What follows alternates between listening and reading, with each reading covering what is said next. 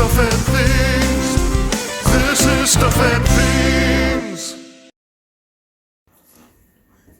Greetings and salutations, I'm my fellow Stuffketeers, Goldie coming at you with another Monday Night Kaiju. And what a kaiju-tastic weekend we all just had, man, with Godzilla King of the Monsters dominating at the cinemas and taking in the first place ranking as the number one film, grossing out everything else that came out this weekend, Rocket Man, Aladdin. We all seen it, a couple members seen it multiple times. I'm just going to go around. I, of course, am Goldie. Damien. Billy DeVos. Josh, also known as Shaggy. All right, so we actually got to catch the film Tuesday night at the Navy Pier IMAX premiere, which was really cool. That was pretty cool. What did you guys think of it? Hell yeah. Very It was badass. awesome. That was one big screen. Yeah, and I really liked the little thing they had on the screen when you got in there with the little pictures of everybody, the emoticons. Yeah, the little is that what little they're chibi called? emoticons. Yeah, there you go. Those were super adorable. The crowd, I think could have been a little more into it for a premiere. They were kind of into it. Yeah, kind of. They applauded at the end. I remember that. Yeah, But everybody applauds at the end of a movie as long I mean, as they it's applaud good. in some No, scenes. he's a premature applauder. that's my son Kobe. He's great. Note the sarcasm. I remember they were receptive enough. Maybe not as much as they would have been at G-Fest, but... Yeah. Right. But, so basically this is going to be our Godzilla King of the Monsters episode. Now, if you have not seen the film, I warn you, we are going to drop spoilers. I figure the best way we can all talk about the film is to include some of the highlights of the film and some of the lowlights of the film. And with that being said, there's no real way to do that, in my opinion, than without some spoilers, giving away some of the major plot points and some of the major cinematic or just grand pops on cinema for the film itself. Mm-hmm. Yeah, you that's know? true. So, Damien, give us your thoughts on Godzilla King of the Monsters. I mean, honestly, the movie was just pure sex. I mean, it was a very fantastic movie. I enjoyed myself. You don't even have to be a fan to enjoy the movie itself. I mean, just the fighting, the story, everything about the movie was just really fantastic. What else can I say? What was your take on the Americanized on-screen versions of the Toho classics? I mean, the trifecta, pretty much, basically. It brought me back to childhood, so a lot of memories. Very entertaining. I was really looking forward to that. Surprised, but yeah, they did a really good job with that too. Awesome, Billy. You, I know you got some things to say about Godzilla King of the Monsters. 3 viewings, correct? Yes, 3 viewings. Very good. What is your takeaway on the film? It's going to take me some time to remember all the things I want to say about it. However, the best way I can start this off is just to say that, you know what? Like Damien said, it brought in my 10-year-old self watching this thing. I was so excited. This is the film I wish I could have still been 10 years old to have seen, and I probably would have had the greatest film experience of my life. The monster action was just amazing. The human story was one that I could definitely follow and get behind. And both, when it switched back and forth from the monster scenes to the human scenes, it felt like a very symbiotic relationship. And the editing and pacing of it, to me, didn't lose a beat. Yeah, it was pretty much nonstop from the get-go. And a lot of the your major film critics out there, that are saying that the human story wasn't enough and it was messy. I mean, the human story was really cut and clear. I mean, here comes some spoilers, guys. Basically, the story is we as man are destroying Earth. They're setting the monsters free to restore balance because of us, because of, industrial waste, pollution, bad waters, overfishing, overpopulation. Yeah, we're a virus on the earth. The ancient titans are going to fix all of this, but they accidentally wake up the wrong titan. a Titan that is basically the embodiment of us, an alien species that has come to basically make the Earth its own, doesn't really give two flying shits about anybody but himself, and is going to make everything good for himself. And upon doing this, he's releasing the Titans ahead of schedule, which is causing more chaos, which is causing just basically everything to fall to absolute garbage.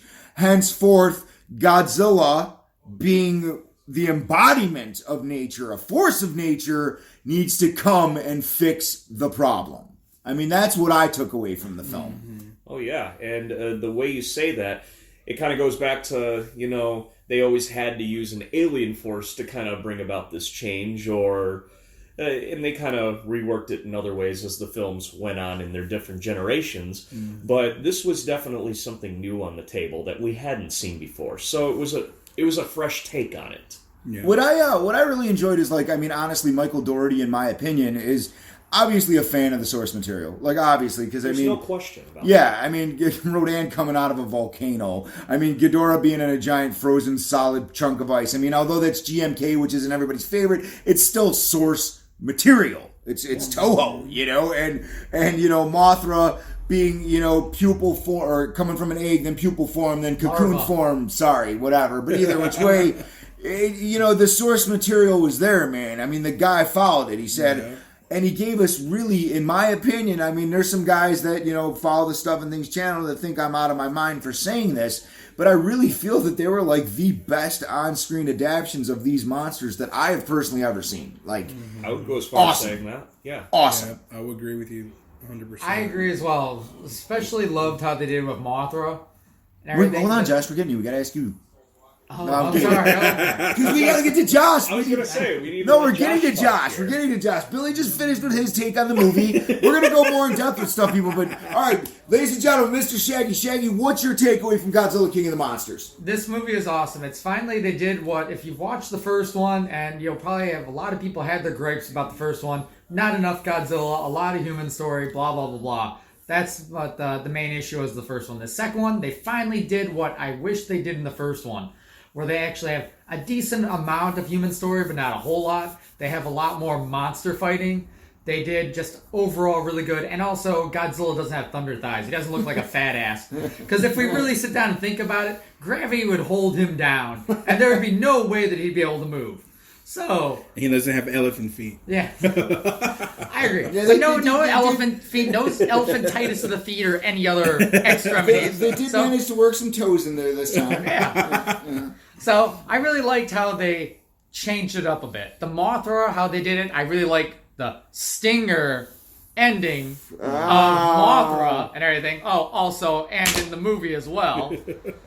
But I really kind of liked it how they did with that. It was kind of interesting, mixing Mothra kind of almost with like a bee, kind of changing it up, because Mothra could be a bee, so to speak, and everything, because she is the queen of the monsters, so she had to go with that. So I think they might be going along with that.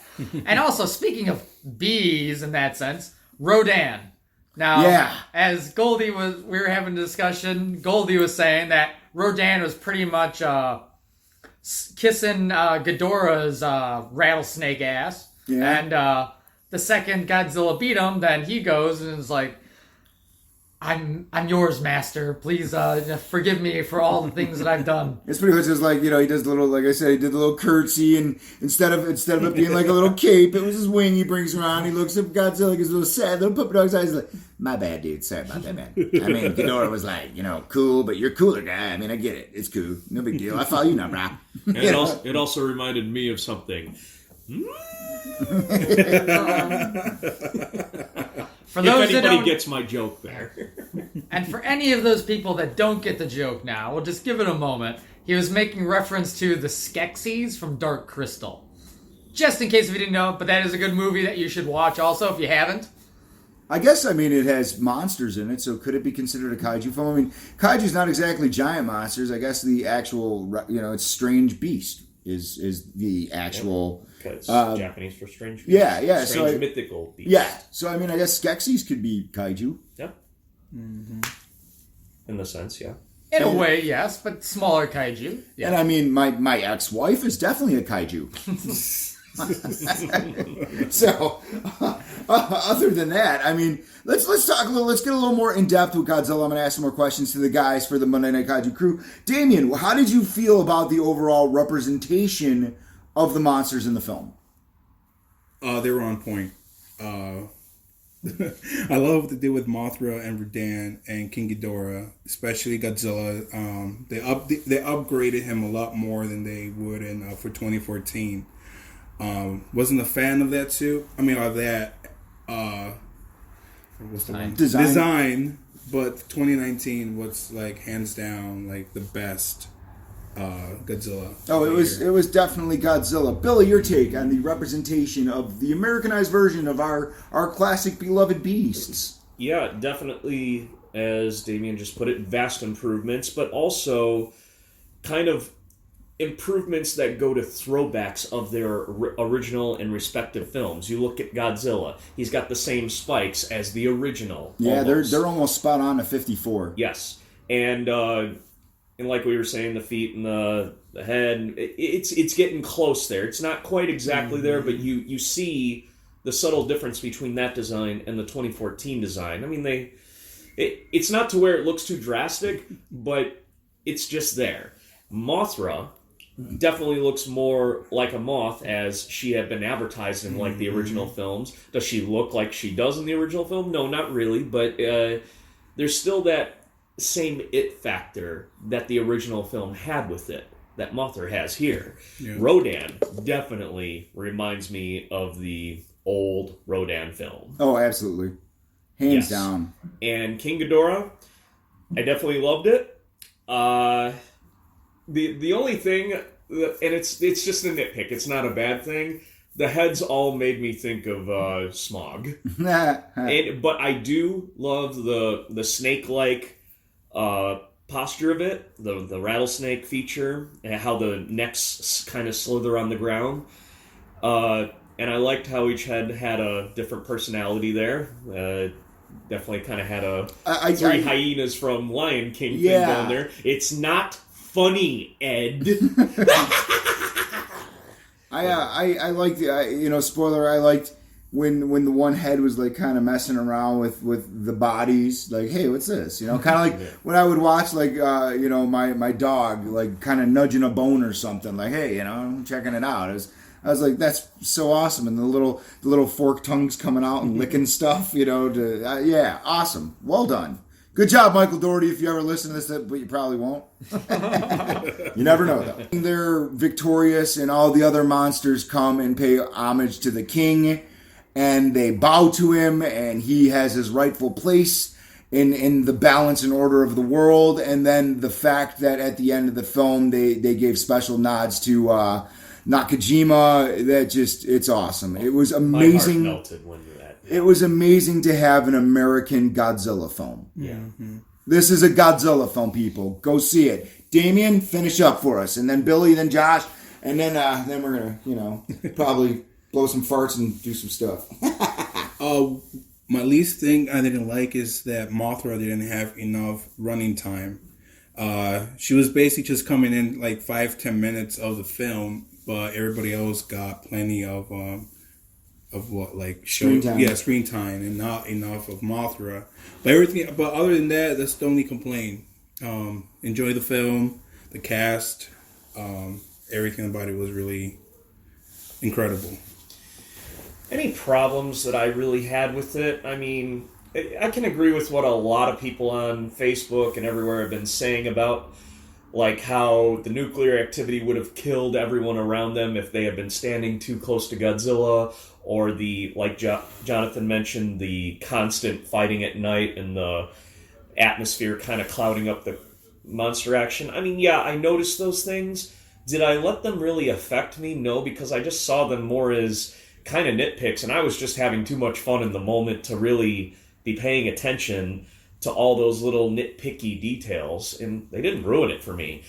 The one thing that threw me off, though, was Vera Farmiga's character. I'm usually a huge fan of hers in a lot of her other films, especially The Departed, but here, playing an extremist environmentalist as part of a faction that is going to try and use these monsters to restore balance in their version of it. I mean, she just played it off as too calm and collected. I was expecting something a little more drastic in her manner when she's giving that monologue. I would have thought her to be... I would have thought somebody playing that role, kind of like Carla Gugino, would have done that role a lot better, because she's always good at playing a bitchy character all the time. We kind of needed a bitchy character with some more drastic intentions for this part to work. And when she's giving her lines, it just makes you wonder, whose side is she on? I can't tell if she wants to be a bad guy. I know she thinks she's doing good here, but it plays off weird to the audience, and I wasn't buying it. Every other actor did great. I think Charles Dance should have been given more to work with, being the villain from Last Action Hero, although you guys probably all know him from Game of Thrones, and I haven't gotten into that yet. What is Game of Thrones? Yeah. Is that a show about guys that like go on a game show to win a date with Charlize Theron? I don't know, but Is it like Game of Thrones? It's the show where Sean Bean dies too early. Who? Sean Bean. Boromir. Boromir? Lord of the Rings. What's he do? I'm just kidding. Hey, what you were saying though about my girl? What's her name? Vera something. Vera Farmiga. Vera I think that's how you say it. Vera Farmiga, my mama. If I'm not pronouncing it right, please don't come down on me. I can't pronounce it right either. All I know is that she is so hot. So hot. Anyway. She's cute. I mean, Ice Cube's son did great. Kyle, what's his name from the Peter Jackson King Kong? He's come a long way. Yeah, that dude was great in it. I playing really liked the him. wimpy guy in King Kong, or Peter Jackson King Kong. I liked him. Millie Brown from Stranger Things definitely did very well, although she was given very little to work with. Yeah. Again, these are just nitpicks. I'm saying nothing bad. It didn't ruin it for me, like it apparently has done for quite a few. Well, but it was, you know what, the first viewing when I went in and watched it, it just, everything. It was everything I wanted. And then the second viewing is when I was like, man, the screen's really dirty. I wish I could see more, you know? I did have just one nitpick as far as, or maybe two ones here for the kaiju.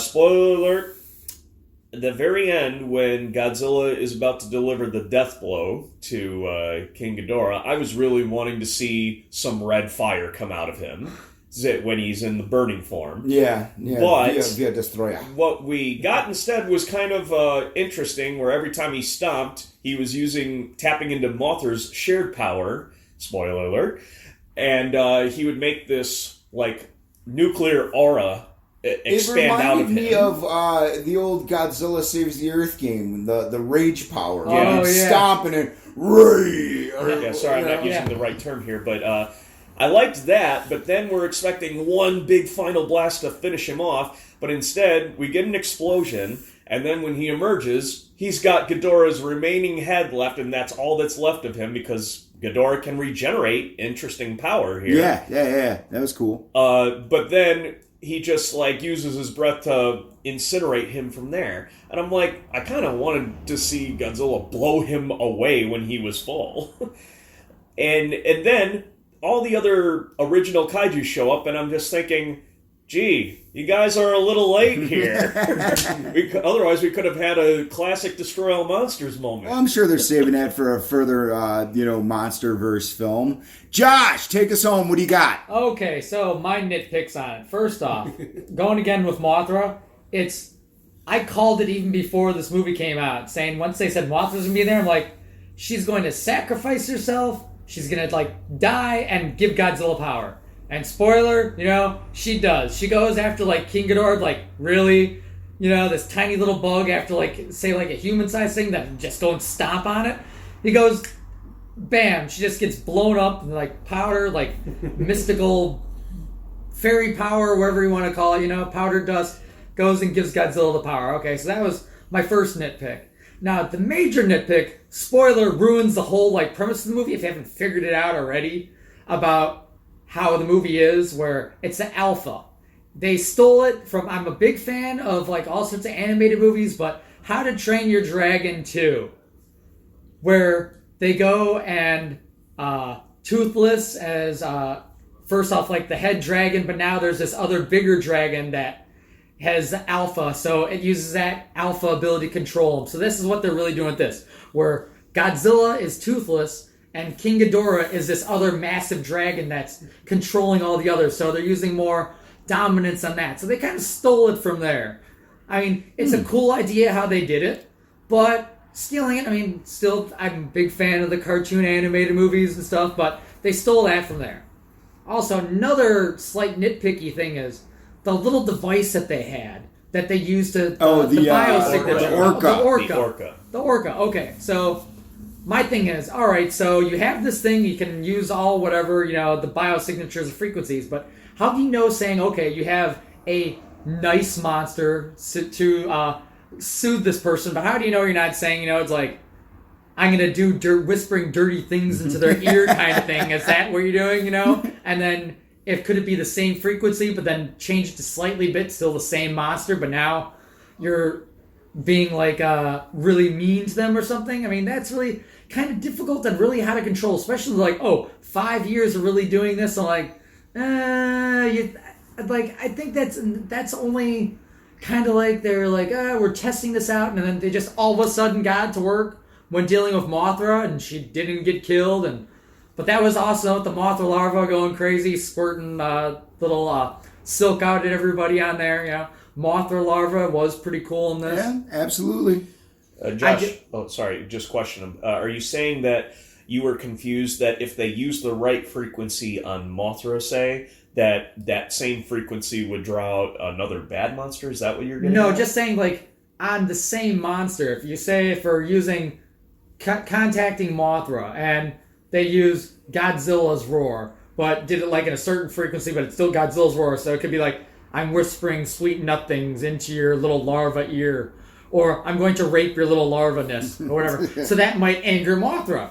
But others like be like, hey, want to go get pizza and a drink or something, So that might have calmed her down, something like that. So how are they going to be able to tell right away for every single monster and everything? I can understand because they're going with the whole alpha thing. Yeah. So because they eventually, spoiler, they mix Godzilla's roar with humans and everything, biosignature, and that's the alpha things that they're going with. But again, still stealing that from How to Train Your Dragon movies. And also another nitpick on it. Okay, so Josh is so mad he almost vomited. No, I was just looking at Damien. Oh, jeez. And my final nitpick on the movie is, okay, so Ghidorah is stuck in ice. Not awake, kind of like in a coma or whatever. Yeah, let's just say a coma. Okay. So, not making any noise, didn't even have really a heartbeat. And so they're finally getting, so when they're drilling into the ice, how are they getting a voice biosignature, at least on that aspect, when he wasn't alive at that moment, where he's kind of in stasis? Well, even in stasis, there's a mild heartbeat. There's a mild anything, But it's a heartbeat, though, but they're using the monster's roars, though. So you have the heartbeat, so you can have, anything has a heartbeat. So how are you going to get a roar out of the heartbeat? They wouldn't be able to get King Ghidorah's. So you're just basically saying there was a big plot hole. There's a major plot hole there. I mean, once he escaped out, and destroyed out of the ice and going apeshit crazy and everybody, they can get it then. And that's when they should have been like, oh, now we're getting his biosignature roar in there because it makes sense. Now we actually hear him doing something. When he's sleeping, what is it, like snoring? Kind of thing. Maybe a light heartbeat, snoring. Maybe the Orca is a giant CPAC machine. Well, I can give you an answer to that. It's just basic Toho science fiction logic. Just go with it. But that's Toho. Yeah. This is the American version, though. This is America's version, not Toho. Right, so, but you gotta keep in mind that King Ghidorah is an alien, though. Yeah, but still, they're using the roar. He's not really... Yeah, but if you're going to Orcas using which was the another really roar. Awesome thing that they did, saying it's an alien invasion species. Because, them actually saying King Ghidorah was an alien opens the door for other alien species to invade, such as Gigan, Right, and that he's a false king. Yeah. Yeah, and Gigan, he was kind of the Rodan of the Showa period. I mean, he was, Ghidorah's right-handed man, He was the Lafu, He was. No, I liked where they were going with Ghidorah's origin, and yeah, I'm just gonna say it again here, folks. Just go with it. Don't Just go with it, man. We're going to wrap things up here from another exciting edition of Monday Night Kaiju. Goldie, I'm going to come out and... I wanted to say one last thing, though. We're going to go back around the table, brother. We're going to go back around the table. I'm giving my final impressions on King of the Monsters, guy. Final impressions, man. The movie is everything I've ever wanted from a big-budgeted American Hollywood Godzilla film. It is a spectacle. It is amazing to see Godzilla on the screen doing what Godzilla should do. It's amazing to see the other monsters cared for with such finesse. And it really is an enjoyable human story. It's a lot of fun. Each character has their own quirks that makes them great on screen. Relatable characters. And you know, for all the people out there that are scared to go to the theater and see a Godzilla movie, stop being scared, man. Go see it. It's awesome. This has been Goldie from Monday Night Kaiju. Damien. Oh shit, my bad. Sorry, I was playing with your 62 NECA. You always gotta have toys on the table for guys to play with, man. The movie hands down was for me like on point. It's a really good summer flick if you want to go take the family, the kids. If you're a big Godzilla fan, you just grew up with it, you want to introduce your kids, family members to it, I would go and take them. But yeah, I enjoyed it, and like I keep saying, it's a very incredible, fantastic film. So go watch. That was honestly the most fun I'd had watching a Godzilla film since Final Wars. And as I said before, who cares about the nitpicks? Don't let it ruin it for you. Just go with it. Mm-hmm. Overall, great movie. Take your girlfriend, your wife, to it. Boyfriend, girlfriends, mistress, whatever, mistress, side chicks, yes, whatever. Side family. But if they don't like the movie, get rid of them. Divorce them, get rid of them. They're not for you. Because then they don't know a good movie when they see it. I think my favorite part, real quick, sorry to cut you off, Josh. I just got to throw this in there. Well, the second screening, I took my wife to see it, and I love her to death. But she's not like the biggest Godzilla fan. It's not her thing, and I get it, man. But she went because she was excited for me and the son and the guys and everybody wanted to be part of the crew, so she came with. But while Rodan is crawling from the volcano and they're firing missiles at Rodan. My wife Chrissy turns to me and says, "They're gonna attack a monster that just came out of fire with fire." I was like, "Oh, Chrissy, just go with it. Just go with it." Josh, finish up. Sorry, sorry. Okay, so as I was saying, but you don't have to get rid of them if they don't like it. But just go. You can take anybody, family, friends, kids, even go by yourself. I've seen this movie twice already. I'm gonna go see it a couple more times in theaters. But just go, spoilers at the very end. You should go see the cutscene, the last scene. But the only thing that I'm just going to say is they should have had Hannibal Chow. Yeah! At the end. Yeah, Hannibal Chow should have been selling that stuff. Because they can go and bring that in then. Because at the very end, they actually show the severed King Ghidorah head. And they're selling it to that... The Charles Dance guy on the Kaiju black market. Yeah, the Kaiju black market. They should have had Hannibal Chow. Yeah. And they could have brought Pacific Rim and done some whole other thing in that with there. I think that's what they really should have done. But overall, great movie. I'd give it 3 thumbs up. 3? Damn. I guess it's all that mutagen, huh? Yeah. Guys, this has been another exciting edition of Monday Night Kaiju. We will be back in 2 weeks when we will be viewing another Kaiju film. It has not been chosen. I'm sure we will keep you guys up to date and posted on the Stuff and Things channel. I'm Goldie. I do the reviews for toys and things like that. This is... Damien. Billy DeBose. Just go with it. Shaggy. If you're on Facebook, make sure to follow Godzilla and Kaiju Collectors Group. Because I'm the head creator and administrator of the group, and along with Jonathan and Shaggy. So if you're on Facebook, make sure to follow and like the page. All right, guys, tune in for 2 weeks when we talk about more monster movies. Rawr! Love it. For wacky stuff and things misadventures, be sure to check me out on Facebook and Instagram, and be sure to subscribe to my channel. Thanks for watching. Stuff and Things! This is Stuff and Things. This is Stuff and Things.